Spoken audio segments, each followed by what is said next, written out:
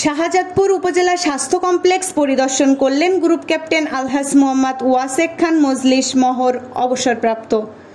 সিরাজগঞ্জ শাহজাদপুর প্রতিনিধি মোহাম্মদ শরীফুল ইসলামের ভিডিও চিত্রে বিস্তারিত।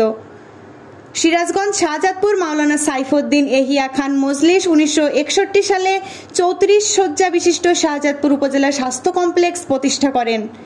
গ্রুপ ক্যাপ্টেন ওয়াসেক খান মজলিস মহর অবসরপ্রাপ্ত তার চাচা মাওলানা সাইফুদ্দিন এহিয়া খান মজলিসের প্রতিষ্ঠিত শাহজাদপুর উপজেলা স্বাস্থ্য কমপ্লেক্স পরিদর্শন করেন।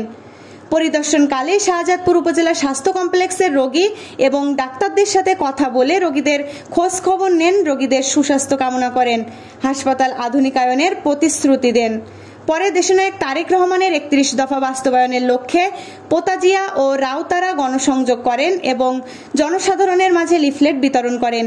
সঙ্গে ছিলেন শাহজাদপুর পৌর কমিটির মোহাম্মদ রমজান শেখ, মোহাম্মদ শাহাদাত হোসেন, বিএনপি নেতা মোহাম্মদ হারুনার রশিদ হারুন, বিএনপি নেতা আব্দুল আলিম, বিএনপি নেতা মোহাম্মদ নান্নু ওয়ারশি, মোহাম্মদ বিপ্লব হোসেন, মোহাম্মদ ইমন শেখ, সাবেক ছাত্র নেতা মোহাম্মদ সোহেল রানা, মোহাম্মদ আনোয়ার সাদাত খান মজলিস রিয়াজ সহ অঙ্গ সংগঠনের নেতৃবৃন্দ। গ্রুপ ক্যাপ্টেন আলহাজ মোহাম্মদ ওয়াসেক খান মজলিস মহর অবসরপ্রাপ্ত বক্তব্যে বলেন, আমার চাচা মাওলানা সাইফুদ্দিন এহিয়া খান মজলিস 1961 সালে যখন এমপি ছিল তখন এই প্রতিষ্ঠানটি করে। আমার চাচা শাহজাদপুর বাসীর জন্য অনেক উন্নয়নমূলক কাজ করেছে, যেমন শাহজাদপুর সরকারি কলেজ, শেরেবাংলা ছাত্রাবাস, শাহজাদপুর ইব্রাহিম উচ্চ বালিকা বিদ্যালয় পূর্ণাঙ্গভাবে প্রতিষ্ঠিত হয়। ওনার আমলে উল্লাপাড়া রেল স্টেশন থেকে বেড়া উপজেলা পর্যন্ত পাকা সড়ক নির্মাণ হয়। উপজেলা স্বাস্থ্য কমপ্লেক্স সহ ব্রিজ, কালভার্ট ইত্যাদি সেই ধারা অনুযায়ী আমার বড় ভাই সাবেক 2 বারের এমপি মোহাম্মদ সরোয়ার খান মজলিস সেই উন্নয়নের ধারা অব্যাহত রেখেছিল। এখন আমি গ্রুপ ক্যাপ্টেন মোহাম্মদ ওয়াসেক খান মজলিস মহর অবসরপ্রাপ্ত তাদের উত্তরসূরি হিসেবে উন্নয়নের ধারা অব্যাহত রাখতে চাই। আগামী জাতীয় সংসদ নির্বাচনে সিরাজগঞ্জ 6 শাহজাদপুর আসনে ধানের শীষ মনোনয়ন প্রত্যাশী। দেশনায়ক তারেক রহমান আমাকে মনোনয়ন দিলে আমি এই শাহজাদপুরকে আবারও পূর্ণাঙ্গ রূপরেখা দেব ইনশাল্লাহ।